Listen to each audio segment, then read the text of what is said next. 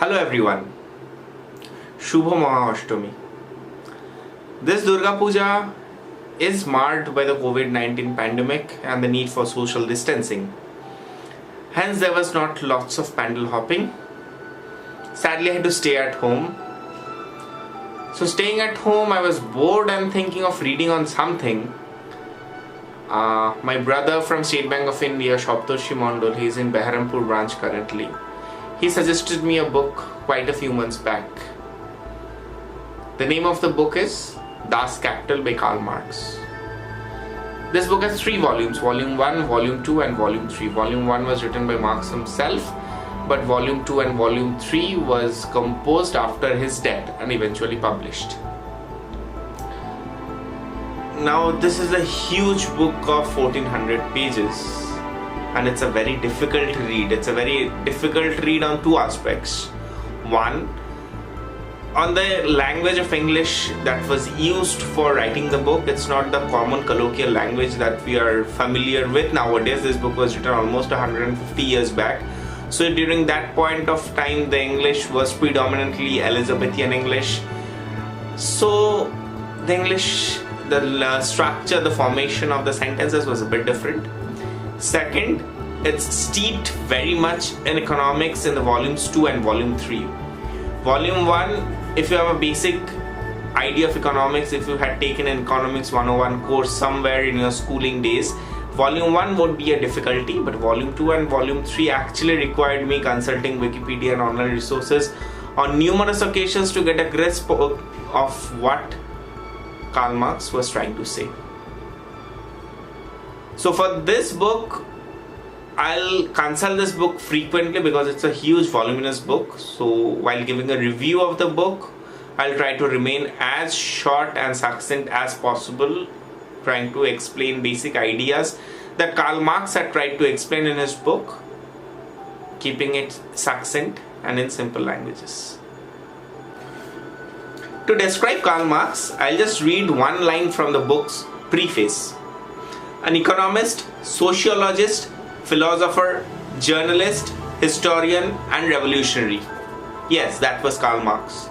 And his school of thought is Marxism, which in a very short explanation deals with the socio-political and economic situation and the clashes that exists between the capitalists and the workers. So book 1 predominantly tells you about the process of production of capital.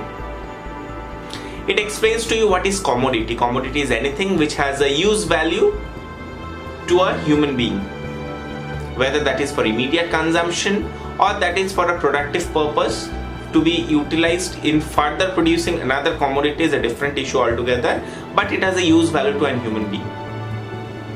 The next in line is exchange of commodities.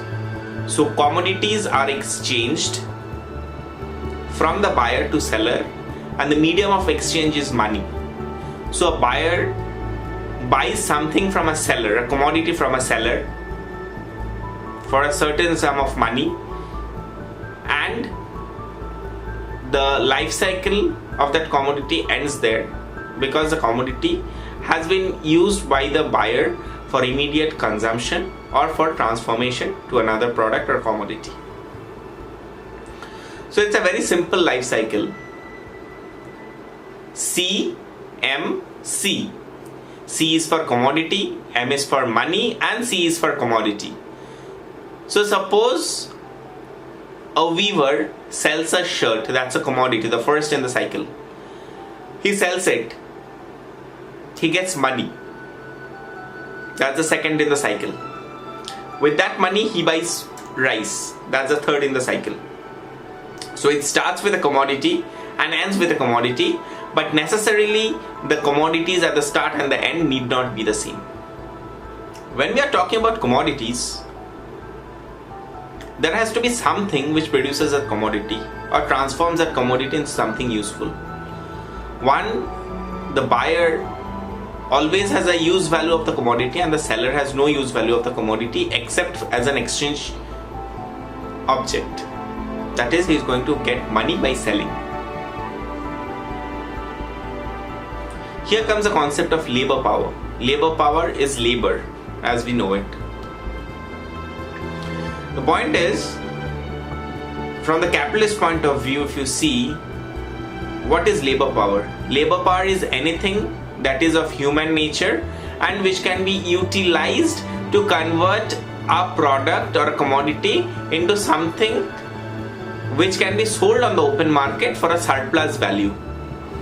If you buy something for 100 rupees and sell it again for 100 rupees, then it makes no sense. You buy it for 100 rupees, you sell it for 110 rupees, the 10 rupees extra is called the surplus value. So that is where the concept of labor power comes. Labor power helps to generate that surplus values through their manual intervention in the cycle of the product to give that surplus value to the capitalists. Now, that surplus value might be used for own consumption. That surplus value might be used to infuse additional capital into the production system. So we are now thinking from the capitalist point of view. A capitalist will always go to the labor market to get cheap labor. Why? The capitalist will always go for cheap labor because he'll have to give less wages. Less wages means the cost of production is less. The cost of production less means the surplus value is more. As simple as that. Now, in other parts of the first volume, he talks about the working day. Working day is the total duration which the laborer puts in to produce a given product. Now, here's a very fundamental fallacy, or I would say there is a fundamental loophole in this entire concept. Why? And this actually, the reason that I'll give led to major factory reform laws during the 16th, 17th, 18th century in Europe and England. The most difficult part was when a laborer is hired, he is hired for the entire 24 duration. And ideally, the capitalist can deploy the laborer to work 24 hours and still pay the same amount. So this led to over-exploitation of laborers. The capitalists wanted more surplus value, they wanted more production. To increase production, they exploited the laborers, and those led to reforms, factory laws, factory reforms, which improved the laborers' conditions to some extent. Now I'll skip on many of the aspects, I'll just touch on the very basic ones. With the introduction of machineries, the laborers became very cheap. Why? The machineries now did the work that the laborers used to do. So you only needed an operator for the laborers. This is where women and children came into the picture. Women and children need not be hardy. To make a shoe earlier, a shoemaker needed to cut the material, needed to sew it manually. So that needed a bit of an effort. But now there's a machine which can do the cutting, sewing and stitching, and you only need an operator to make the machine functional 24/7. So these are the times when women and children were incorporated into the working factory, were incorporated in the working classes, and they were income was low, the wages were low, because they did not have to do any hard manual labor. This was also the time when the concept of shifts came in, because factories needed to be run on a daily basis. Factories cannot be halted like manual labor. So the concept of shift duties came into being.